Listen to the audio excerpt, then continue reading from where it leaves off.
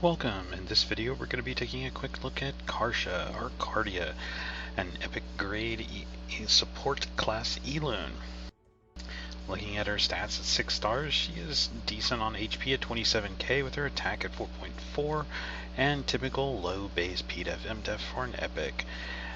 But as you get her up and max transcend her up, she goes to a nice 40k HP, 6.6k attack, and an OK 4.2k PDEF and MDEF. With a very nice attack speed of 112 base, this allows her to move very quickly and allow you to build her pretty easily to go quick or first on your team. Looking at her skills, her normal skill is a very typical, just multiple hit, first line only attack that deals physical damage to an enemy. As the skill is leveled up to the max at 6, the damage goes up to a decent amount, but is very typical and just a standard normal skill.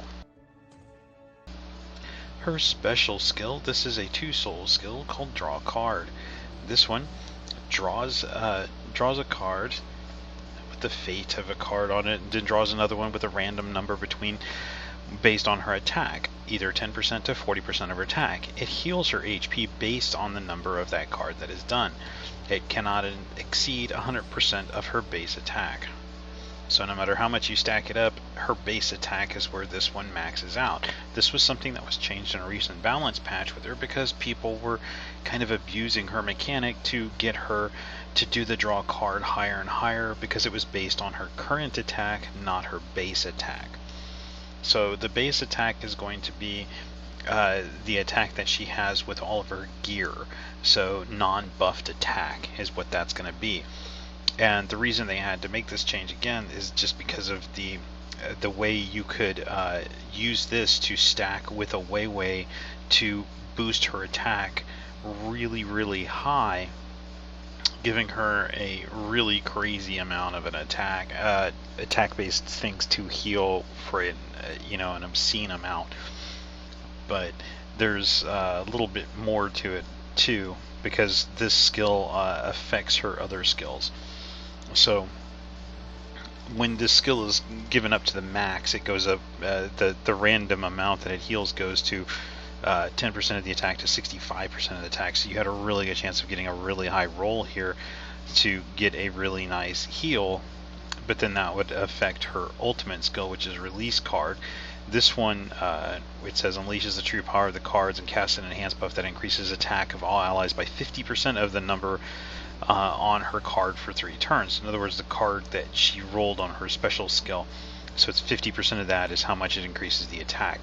So when people were abusing that to stack it up, to stack her attack up, she would be getting, hundreds of K worth of attack, after stacking it multiple times and getting the buff up with the Weiwei to make this just an obscene amount of attack on her that she could buff your team with, and that would just end up with crazy results.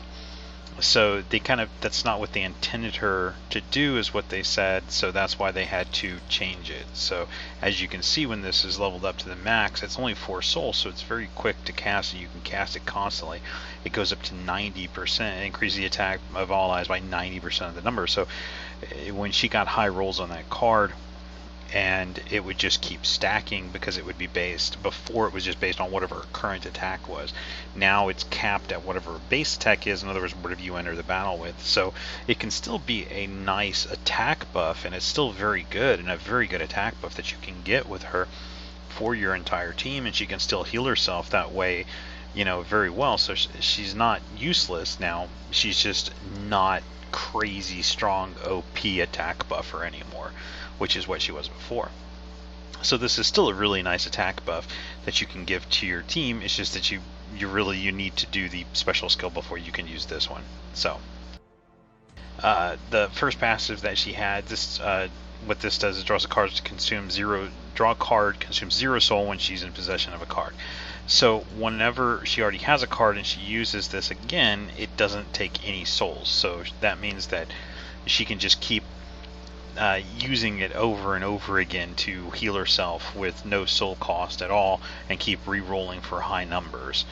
So that way she can essentially heal herself for free, but also just keep stacking to get in the maximum amount of that she can without taking any souls to do it. So that's good for her because it allows her for high sustain. Looking at her second passive though, this one, the crit rate is applied to her card, and when crit is triggered, the crit damage is applied to the card number. So this just allows her to hit harder by applying the card number and stuff for crit rate, and then the crit damage is applied to the card number. So it makes her hit harder for different things with a higher crit rate. This is essentially all this passive is doing. The third passive, this one transcends ordinary fortune telling to control the strings of fatal will. 50% of chance of receiving a turn immediately when the number on the card is smaller than 20% of the attack. So when she uses her special skill, it goes from 10% up to 65 when the skill is maxed out. So you have a small window there of hitting 20% of your attack. So if you do hit that 20% of the attack, or less than 20% of your attack on that card, then she has a 50-50 chance of getting another turn where she can just roll the card again to try to get a higher number on the card. So this is good, so that way if you do get a low roll, you have a 50-50 chance of improving it immediately on our same turn by getting another turn. This is also good that if you get a low number 2, you can cycle her cooldown for her ultimate skill to buff again. So, it's just another way for her to have multiple turns, or have a chance at multiple turns if she doesn't get high rolls, since her buff is not a determined amount, it's a random amount based on the card that she randomly gets. So because of that, she's a good strong attack buffer, but she usually requires some setup to do it, or some luck to do it, to get those high rolls still on the cards. So she's more of a good luck type Elune for buffing, not something like Wei Wei where Wei Wei what it's going to be. Other Elunes too, like Gaian, you're going to know what it is because you can look at his stats. It tells you what the buff is based on the stats, so you know how much of a buff you're going to get. With this one, it's more of a random chance of getting a good high attack, or it could be a low attack, and anywhere in between. So, and since her really only helpful aspect to your team is going to be that attack buff, it just, her usefulness as an attack buffer can be good, can be bad, but she's not too bad. She was better before, when the attack buff could be just crazy high, because she really didn't have many other uses for your team other than just that attack buff. So the skill gems for her on her first turn, first skill, red, orange, it is a physical damage skill. It doesn't really do anything else other than just attack multi-hit front. So 5% chance to seal the target for 1 turn. You might as well go with this just to do it, so the skill has some other usefulness, and sealing the target is nice. So you might as well make the skill have a chance at being somewhat useful. So I would say go ahead and do this one for this. There's no other benefit of putting anything else on this one. The 5% chance of increasing the number on the card by 10%. This is a low chance, but it is a way to boost her speed up a lot, so she gets turns more frequently. So going with the full purple set here, violet, going with those full violet sets of skill gems on here to have that chance of buffing is not bad. But you could go with something else, but this just allows her to move more frequently, so she can get more turns to use this skill again and to get a better roll on the card. So that's not a bad option, just to go with this so you can get a really good speed increase out of her. The ultimate skill, yellow, violet, this one is the one where it actually buffs the attack. So you can go with this one. It's a low, because it's only a 10% chance of increasing the number on the card to be applied by an ally by 10%. So it's a 10% buff with a 10% chance of it. So you can just, instead of having that chance to get 10% buff, you could go with just a yellow gem or something. So like even a 5-star gem is a 5% buff. A 6-star gem is a 6% buff. So if you went with even just an extra 5-star yellow gem in the last slot here, then you're guaranteeing 5% more every time that this uses, instead of a 10% chance at a 10% more.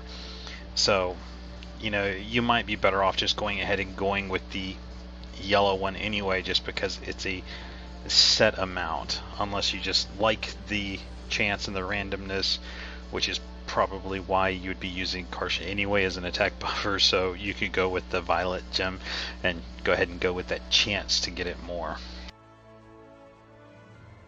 As far as gear goes with her, she is support, so a support set wouldn't be bad on her, just for that crazy increased speed that you can get. Anything that can give her speed or anything that can give her survivability is really what you're going to want. Same thing on the dimension slate. When you're doing it, you're going to want any type of stats to give her HP, PDEF, MDEF, attack. You want to give her as much attack as you can. You can go HP in the offhand, or you can go an attack in the offhand. If you go HP in the offhand, you give her more survival, but if you go attack in the offhand, you give her cards more a higher base attack to go off of, so that she can give a higher attack buff to your team. So if you're early and she's not transcended, if you're early off and you want to use her and she's not transcended, I would say go ahead and stick with HP offhand and maybe with attack subs where you can get them. But if you're later and you've got her like +5 transcendent and you really like her, then go ahead and do attack offhand, just so you can get as much of attack as you can on her. The same thing on the dimension slate. Try to get attack subs whenever you can get attack spots on her or attack slots on her. Try to get those HP, PDEF, MDEF, because she is a rare, so her PDEF, MDEF is going to be pretty low, so try to get that wherever you can. Speed is good because you want to, since she is an attack buffer, you're going to need her to move quick. She doesn't buff the attack right off the bat, so you need extra turns to do it. She can't just buff attack turn 1 like Wei. She needs to use her special skill first and then have a chance to buff the attack. So you would almost sometimes hope that she gets a low roll just so she can get an extra turn on it if she gets a low roll, so that way you can buff attack immediately if you want to. But that takes a lot of souls to do that, because initially she's not going to have any cards. So the first usage of draw card is 2, the second one's going to be 4, so you're already taking up 6 souls right there just to use special then ultimate. So she is pretty decent for some boss fights. She was a lot better before, just because of the ability to give insane amounts of attack. But for the most part, Wei is going to be your better attack buffer, because Wei also gives you defense buffs too, plus healing for your team, whereas Kartia is pretty selfish. She only heals herself. Anyway, that's going to be it for this one. If you have any questions, comments, or anything else, then let me know and I will answer them as soon as I can. Thank you.